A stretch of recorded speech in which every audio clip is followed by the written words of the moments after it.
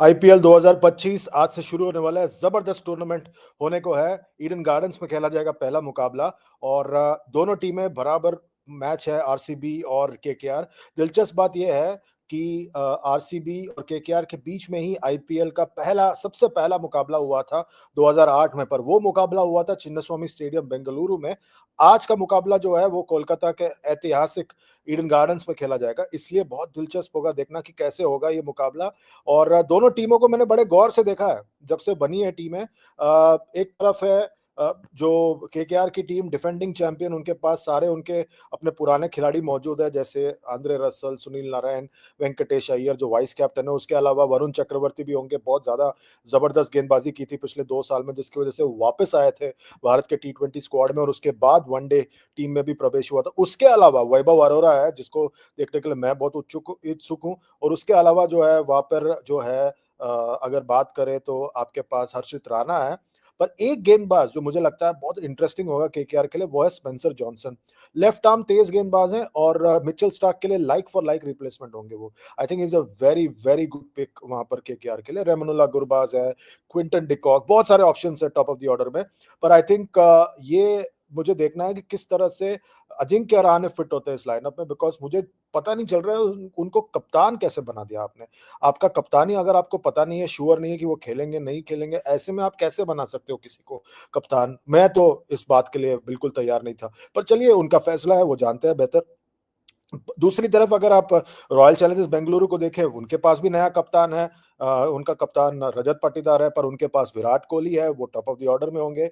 पिछले साल टी20 world cup जीतने के बाद उन्होंने अपना जो है टी20 क्रिकेट से संन्यास ले लिया था इंटरनेशनल क्रिकेट में। तो उसके बाद ये उनका पहला टी20 मुकाबला होगा, so it will be interesting to see how he copes up with this. Open करेंगे फिल सॉल्ट होंगे उनके साथ। उसके अलावा उनके पास गेंदबाजी में इस बार भुवनेश्वर कुमार है। I think that will be a big one.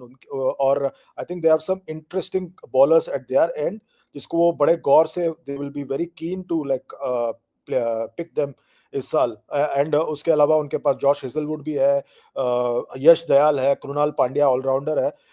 ये टीम इस बार थोड़ा बैलेंस लग रहा है। और इस बार मुझे लग रहा है कि इस लाइनअप में one bowler that I am particularly interested in seeing, मैं जो देखना चाहता हूँ बड़े गौर से इस साल, वो है रसिक सलामदार। ये बंदा जो है, आप मेरे से लिख के लीजिए, बहुत जल्द इंडिया के लिए टी20 क्रिकेट खेलने वाला है। This guy is a terrific prospect. और उनका वो बीच में बैन ना हुआ होता ना, आई थिंक ओवर एज का था या कुछ तो था, जिसके वजह से बैन हो गए थे। अगर वो नहीं होता तो वो अब तक खेल जाते इंडिया के लिए, मैं आपसे लिख के दे रहा हूँ। पिछले साल इंडिया इमर्जिंग के लिए भी खेले थे। I think is a very very good pick. और उसके अलावा उनके पास जो है लियम लिविंगस्टन और टिम डेविड दोनों मौजूद है उनके लाइनअप में। और मुझे लग रहा है इसलिए इट्स गोइंग टू बी ए टक्कर का मुकाबला। और I am particularly interested in seeing कि किस तरह से वो जॉश हेजलवुड वापस आते हैं और धमाल करते हैं। भुवनेश्वर कुमार भी काफी वक्त के बाद, पिछले साल के आईपीएल के बाद, काफी सालों बाद वो सनराइजर से यहाँ पर पहुंचे के आरसीबी में।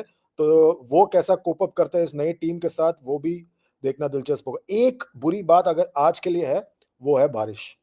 बारिश लगातार हो रही है वहाँ पर इस वक़्त कोलकाता में, उसकी वजह से दिक्कतें हो सकती है सबको, पर I am hoping that it won't play a part in spoiling the game. मुझे लग रहा है कि कहीं न कहीं आज आरसीबी का पलड़ा भारी है, भले इसके कि कोलकाता डिफेंडिंग चैंपियन है। मुझे कहीं न कहीं लग रहा है कि आरसीबी का पलड़ा भारी है और केकेआर, क्योंकि वो टीम में वो बात नहीं लग रही है जो पिछले साल था। इसलिए मुझे लग रहा है कि कहीं न कहीं आज आरसीबी का पलड़ा भारी है। ये तो मेरा मानना है, आपका क्या मानना है? वीडियो के नीचे कमेंट करके बताइए, लाइक कीजिए, शेयर कीजिए, सब्सक्राइब कीजिए और नोटिफिकेशन की बेल दबाइए और इसी तरह चैनल को सपोर्ट करते रहिए। Good bye for now.